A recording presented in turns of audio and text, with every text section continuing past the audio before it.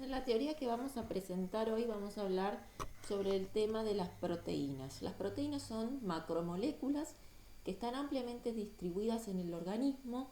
Vamos a ver que hay un montón de moléculas que cumplen diversas funciones que tienen estructura de proteína.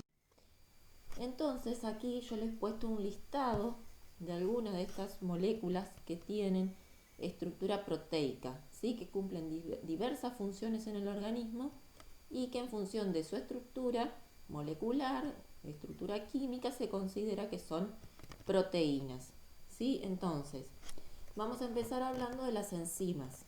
Saben ustedes que las enzimas son consideradas proteínas que actúan o que tienen la función enzimática, es decir, ¿cuál es la función de una enzima? Es que acelera las velocidades de las reacciones químicas, las reacciones metabólicas que se producen en el organismo. Entonces son sumamente importantes en cuanto a la acción que ellas ejercen, ¿sí? Entonces, las enzimas son proteínas, ¿sí? Después, otras moléculas que son proteínas son muchas hormonas. Vamos a tener que muchas de las hormonas que tenemos en el organismo son de naturaleza proteica. Un ejemplo nada más que yo les puse acá es la insulina, es la hormona producida por el páncreas y que ya después vamos a ver en el tema de metabolismo de carbohidratos, que es la hormona que tiene efecto hipoglucemiante, que se encarga de nivelar para abajo, o sea, reducir los valores de glucemia, ¿sí? Entonces muchas hormonas son proteínas. Otras proteínas cumplen función de transporte. Por eso tenemos estos ejemplos, hemoglobina y mioglobina, las dos proteínas transportadoras de oxígeno. La hemoglobina transporta oxígeno en la sangre, la mioglobina transporta oxígeno en el músculo. Otras proteínas actúan como anticuerpos, como son las inmunoglobulinas. Otras proteínas actúan como receptores, generalmente ubicados en las membranas o las proteínas de las membranas plasmáticas de las células, que cumplen muchas veces funciones como receptores. Otras desempeñan una importante función en la contracción, como las proteínas contráctiles actina y miosina. Otras cumplen funciones en los tejidos de sostén, como el colágeno, la elastina. Otras proteínas sirven como aporte de energía, como la albúmina, si bien dentro de lo que es lo que son las macromoléculas, las proteínas, no tienen como función principal el aporte de energía, ¿sí? Pero sí, cuando se encuentran en forma de albúmina, sí cumplen una función de aporte de energía. Y por último, cumplen una función importante que es la función estructural. Forman las membranas, como dijimos ya, están formando parte junto con los fosfolípidos de las membranas celulares, de la bicapa lipídica, y también las proteínas aportan, cuando nosotros consumimos alimentos proteicos, están aportando los aminoácidos, ¿sí? Ya vamos a ver entonces que las proteínas están constituidas por aminoácidos, entonces al consumir proteínas con los alimentos estamos aportando los aminoácidos que nuestro organismo va a utilizar para reconstruir, sintetizar las proteínas que el organismo necesita, ¿sí? Entonces consumimos proteínas, incorporamos con ellas aminoácidos que el organismo va a utilizar para sintetizar las propias proteínas que necesita, ¿sí? Entonces vamos a hablar de las unidades básicas que constituyen las proteínas, ¿sí? Las proteínas son entonces macromoléculas que están constituidas o formadas por unidades repetitivas de aminoácidos, ¿sí? Los aminoácidos son los compuestos que componen las proteínas. Muchos aminoácidos unidos constituyen una proteína, ¿sí? ¿Y qué característica tiene en cuanto a su estructura química un aminoácido? Acá en esta imagen vemos la forma o la fórmula básica estructural que tienen los aminoácidos, ¿sí? Vamos a tener que en el organismo tenemos 20 aminoácidos diferentes. Todos tienen esta estructura química básica, que se compone de ¿qué? De un carbono en el centro, ¿sí? Que es llamado carbono alfa. A ese carbono se une, por un lado, un grupo amino, NH2, que el grupo amino es considerado un grupo básico. Por otro lado, se une un grupo carboxilo, que era este grupo funcional que vemos aquí, ¿sí? Es un grupo ácido. Entonces, es una molécula que por un lado tiene un grupo básico, que es el grupo amino, y un grupo ácido, que es el grupo carboxilo. A su vez, a este carbono central, el carbono alfa, se une un átomo de hidrógeno, y por otro lado, acá señalizado como R, se une un grupo que va a ser la cadena lateral, ¿sí? Cadena lateral la simbolizamos con la letra R, y esto es lo que va a variar y va a constituir cada aminoácido, ¿sí? Entonces, de los 20 aminoácidos que tenemos en el organismo, todos van a tener esta estructura básica general, todos con el carbono central, el grupo amino, el grupo carboxilo, el hidrógeno, y lo que va a variar, que va a hacer que sea un aminoácido diferente, es la cadena lateral, el grupo R, ¿sí? Esto es lo que le va a dar la variación y va a hacer que cada aminoácido sea diferente en función del grupo R que tenga, ¿sí? Entonces acá esta es otro tipo de imagen que ustedes pueden encontrar en los lípidos, representado de esta manera, los átomos que la componen. Al pH fisiológico, que es el pH que se encuentra en la sangre, que es de aproximadamente 7,4, cada aminoácido se encuentra en una forma como un ion dipolar, ¿sí? No lo vamos a encontrar a pH 7 o en el líquido sanguíneo, no lo vamos a encontrar como veíamos la estructura de la diapositiva anterior, con el grupo carboxilo completo y el grupo NH2 amino completo, sino que se va a encontrar ionizado, ¿sí? Al pH fisiológico de 7,4, el aminoácido en su grupo amino va a ganar un protón, entonces gana un protón y queda como NH3 con una carga positiva del protón que ganó, y el grupo carboxilo pierde un protón, entonces queda como oxígeno negativo, perdió el protón, el hidrógeno que estaba conformando el grupo funcional. Entonces, el aminoácido, la estructura básica del aminoácido, el pH que se encuentra en la sangre, que es de 7,4, se va a encontrar en esta forma, ¿sí? Como un ion dipolar, es decir, una molécula iónica porque tiene cargas eléctricas, y dipolar porque tiene cargas negativas y positivas, ¿sí? Esto también lo pueden encontrar con el nombre de zwitterión. El zwitterión es otra forma que se puede describir o mencionar a un ion dipolar, ¿sí? Entonces los aminoácidos, dependiendo del pH, van a tener esta propiedad ácido-base de ganar o ceder protones, dependiendo del pH en el cual se encuentren.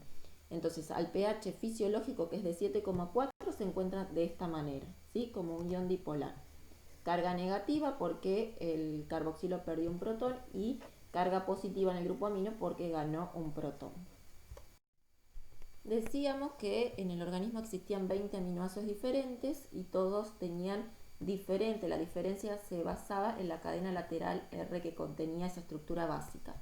Entonces todos esos 20 aminoácidos, excepto uno, que es la glicina, que tiene como cadena lateral R un solo aminoácido, ¿sí? El grupo R en el caso de la glicina está compuesto por un solo átomo de hidrógeno. Ya vamos a ver más adelante las estructuras de cada uno de los aminoácidos, ¿sí? Pero entonces todo el resto de los aminoácidos, excepto la glicina, entonces, tienen las 4 valencias del carbono alfa saturadas por diferentes grupos, ¿sí? Es decir, que al carbono alfa, que es el carbono central, ¿sí?, de la estructura básica de los aminoácidos, se unen 4 grupos diferentes. Y ustedes se acuerdan cuando vimos el tema de hidratos de carbono, que cuando teníamos un carbono al cual sus 4 valencias, que eran los 4 enlaces que se podían establecer con otros átomos, esos 4 enlaces se establecían con grupos químicos diferentes, cada uno diferente del otro, se llamaba carbono quiral o asimétrico, ¿sí? Entonces, eso daba la posibilidad de que el compuesto tuviera isómeros ópticos. ¿Qué eran? Eran los compuestos químicos diferentes, pero que tenían la misma fórmula molecular. Es decir, compuestos formados por los mismos grupos atómicos, pero se disponían en el espacio de manera diferente. Entonces, un isómero estaba orientado de una manera y el otro isómero de otra, pero estaban compuestos químicamente por los mismos grupos. Entonces, en los aminoácidos, el carbono central, el carbono alfa, está unido a 4 grupos diferentes. Tiene por un lado un grupo carboxilo, por otro lado el grupo amino, el otro es la cadena lateral R que va a variar en cada aminoácido, y por otro lado el hidrógeno. Como la glicina tiene como grupo R otro hidrógeno, pasaría a tener 2 hidrógenos, por eso ya no tendría carbono quiral, por lo tanto no tiene la posibilidad de establecer isómeros, ¿sí? Pero en el resto de los 19 aminoácidos se da esta posibilidad, que el carbono alfa esté sustituido por dos grupos diferentes y se presenta la posibilidad de tener isómeros ópticos. Esos isómeros se pueden llamar también estereoisómeros, ¿sí? Hacen referencia a la estructura en el espacio cuando hablamos con este prefijo estéreo.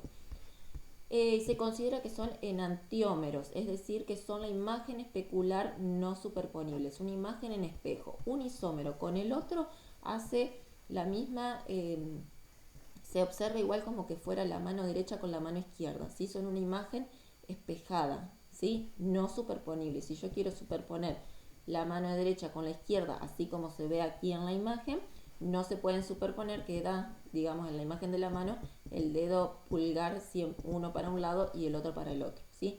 Por eso se dice que son imagen especular no superponible y a eso se los llama enantiómeros, ¿sí? Entonces, si seguimos hablando de la característica de presentar isómeros de los aminoácidos, es todo muy similar a lo que vimos para hidratos de carbono, ¿sí? Los isómeros ópticos son compuestos que tienen propiedades físicas y químicas iguales, pero difieren en la capacidad de desviar el plano de la luz polarizado. Se dice que son ópticamente activos, ¿sí? ¿Por qué? Porque desvían el plano de la luz polarizada. Vamos a ver un poquito qué es la luz polarizada. Nosotros cuando tenemos un haz de luz normal, ¿no es cierto? La luz no polarizada está compuesto por vibraciones que se disponen en todos los planos, ¿sí? Cuando se hace incidir ese haz de luz no polarizada sobre un material que es un polarizador, lo que hace es que todas esas vibraciones que estaban orientadas en todos planos diferentes se orienten en un solo plano, ¿eh? Y lo que se obtiene entonces es un haz de luz polarizada.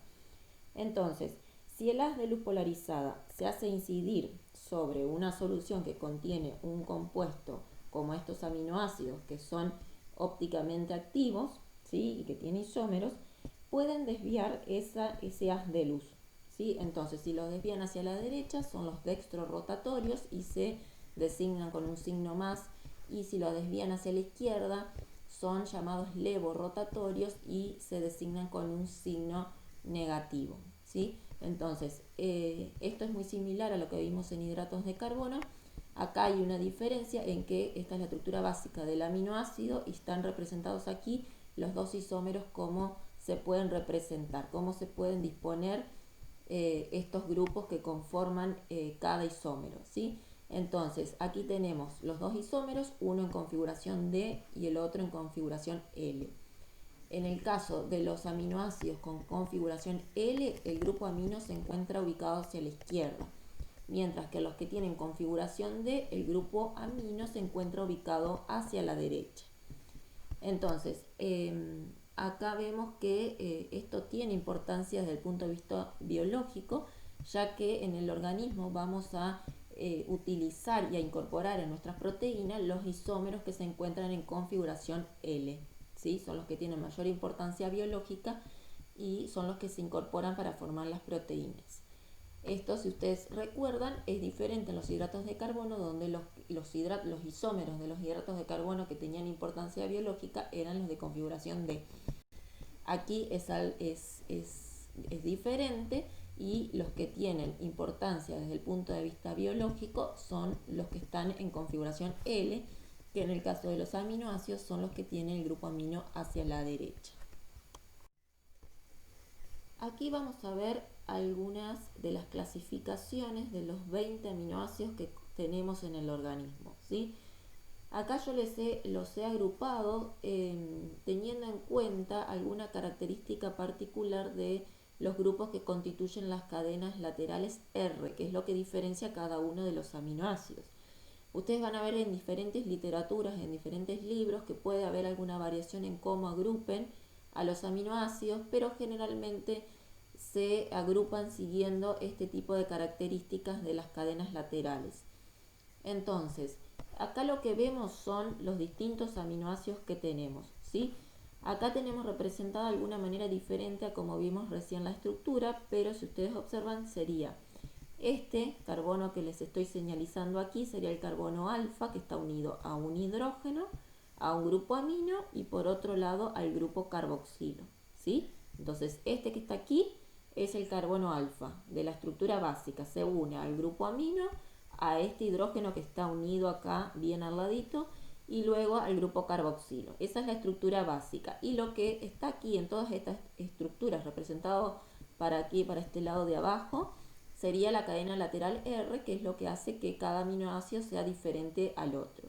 Entonces, nos vamos a basar en algunas de estas características de los grupos laterales para ver, agruparlos en ciertos grupos con características similares, ¿sí? Entonces, por ejemplo, si yo agrupo los aminoácidos que tienen cadenas laterales alifáticas neutras. Cuando hablamos de cadenas laterales alifáticas nos referimos a cadenas de carbonos, ¿sí? Alifáticas son cadenas cuando hay carbonos unidos entre sí, ¿sí? Que pueden ser más cortas, más largas, pero son de ese tipo, ¿sí? Cadenas alifáticas entonces son cadenas de átomos de carbono, ¿sí? Neutras quiere decir que no hay ningún grupo en esa cadena lateral que pueda aceptar o ceder protones, como sería un grupo carboxilo extra o un grupo amino extra en la cadena lateral. Están formadas estas cadenas laterales solo por átomos de carbonos unidos. Entonces, tenemos primero acá alanina, ¿sí? Acá observan ustedes el nombre, entre paréntesis las abreviaturas que pueden encontrar, que algunos utilizan las 3 primeras letras y otros la letra, la inicial, ¿sí? Entonces, este es el aminoácido alanina. Lo que tiene acá, como cadena lateral R, es un grupo metilo, CH3. Luego tenemos valina, que tiene este grupo como cadena lateral R. También todos carbonos unidos, ¿sí? Acá también leucina es un grupo un poquito más, con más átomos de carbono, y la isoleucina, ¿sí? Después tenemos la glicina, que está dentro de este grupo con cadenas laterales, pero en realidad ustedes ven que solo tiene el hidrógeno como cadena lateral R, ¿sí? Pero lo incluimos dentro de este grupo.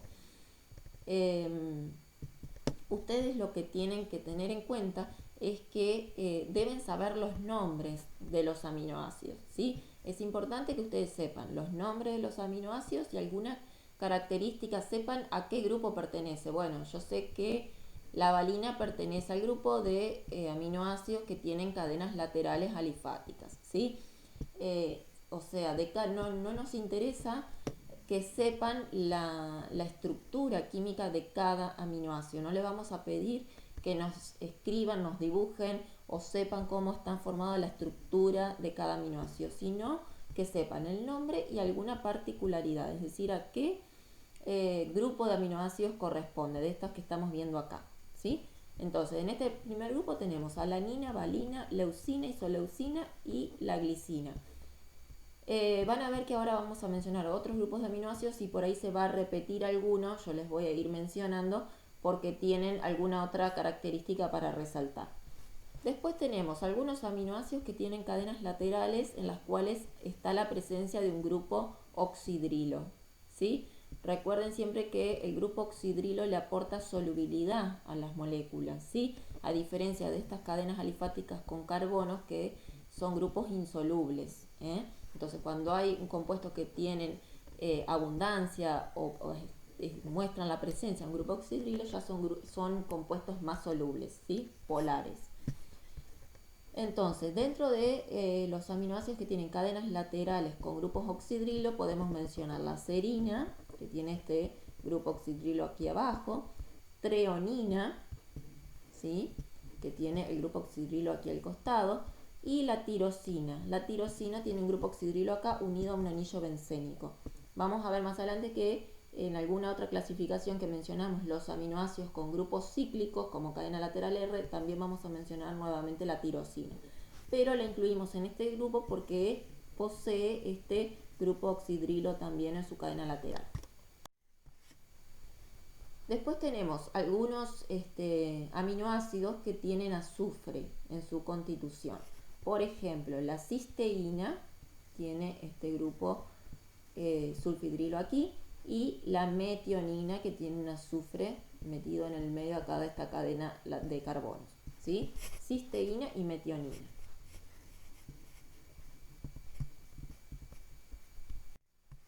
Luego tenemos otro grupo de aminoácidos que tienen cadenas laterales con grupos ácidos o sus amidas. Las amidas son derivados de estos aminoácidos con grupos ácidos. Entonces, los aminoácidos que tienen grupos ácidos en su cadena lateral son estos dos. Ácido aspartico, tiene el grupo carboxilo aquí, y ácido glutámico, que tiene el grupo carboxilo también en su cadena lateral. Estos grupos carboxilos son grupos que pueden ceder protones dependiendo de los pHs, al igual que este carboxilo de la estructura básica, y puede dar lugar a la presencia de carga eléctrica dependiendo del pH donde se encuentre, ¿sí?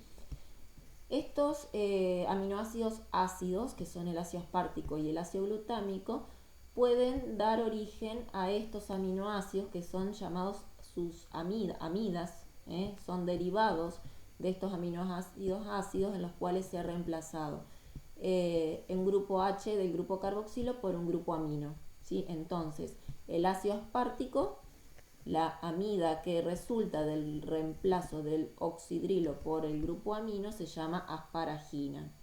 Y del ácido glutámico, si reemplazamos este oxidrilo por un grupo amino, resulta el aminoácido glutamina, ¿sí? Entonces todos son considerados aminoácidos que tienen cadenas laterales con grupos ácidos. Acá seguimos con la clasificación de los aminoácidos y ahora agrupamos a los que tienen cadenas laterales con grupos básicos. Son los que se van a encontrar con carga positiva al pH del organismo, ¿sí? Entonces vamos a tener la lisina, tiene toda esta cadena de carbonos con un grupo amino adicional. La arginina también tiene cadena de carbono y tiene este carbono unido a 3 grupos aminos. La histidina tiene también es un núcleo heterocíclico, es una estructura cíclica, donde también tenemos grupos aminos, ¿sí? Entonces, lisina, arginina, histidina son considerados aminoácidos con grupos básicos, con capacidad de aceptar protones dependiendo el pH de donde se encuentra. Y luego tenemos un grupo de aminoácidos que tienen en su estructura, en su grupo lateral R, núcleos aromáticos, anillos aromáticos o estructuras cíclicas, y son la fenilalanina, el triptófano, la histidina y la tirosina. La tirosina ya la habíamos visto en aquellos aminoácidos que tenían grupo oxidrilo, ¿sí? También. Y a la histidina la mencionamos recién con el grupo, los que tenían grupo lateral básico. Y entonces también lo podemos agrupar aquí con el grupo de aquellos aminoácidos que tienen anillos aromáticos. Por último, un aminoácido que vamos a ver que se clasifica como iminoácido corresponde a la prolina. La prolina es un tipo especial dentro de los aminoácidos porque es el único que tiene la característica que su carbono alfa y el grupo amino al cual está unido están formando parte de un ciclo, ¿sí? De una estructura cíclica. Están incluidos en un ciclo que se llama pirrolidina. Entonces, este que vemos acá en esta puntita sería el carbono alfa. Está unido al carboxilo, al grupo amino, esa sería la estructura básica, ¿no es cierto?, de los aminoácidos, que en este caso de la prolina está constituyendo un núcleo o un ciclo pirrolidina, una estructura cíclica. Este compuesto se considera que tiene, este aminoácido se considera que tiene carácter alifático, como si fuera cadenas alifáticas, porque cada una de estas puntas representan átomos de carbono en el ciclo. Entonces es como que fuera una cadena de átomos de carbono que se ha ciclado, ¿sí? Entonces también se lo puede considerar como que tiene esta característica de alifático, ¿sí? La presencia del carbono alfa, del aminoácido y del grupo amino dentro de esta estructura cíclica hace que el aminoácido prolina sea un aminoácido que tiene cierta rigidez. Entonces aporta cierta rigidez a las estructuras de las proteínas en las cuales se está formando parte. Siempre hay que tener en cuenta dónde en las proteínas que forman parte de la prolina, que siempre en esas secciones de proteína aporta cierta rigidez, ¿sí? Justamente porque sus grupos de la cadena básica están constituyendo la estructura cíclica. Bueno, y por último tenemos acá una listita de algunos compuestos que son considerados también aminoácidos, no están dentro de los 20 que se consideran aminoácidos que constituyen las proteínas del organismo, pero son otros aminoácidos derivados de esos 20 aminoácidos que pueden cumplir también funciones importantes en el organismo.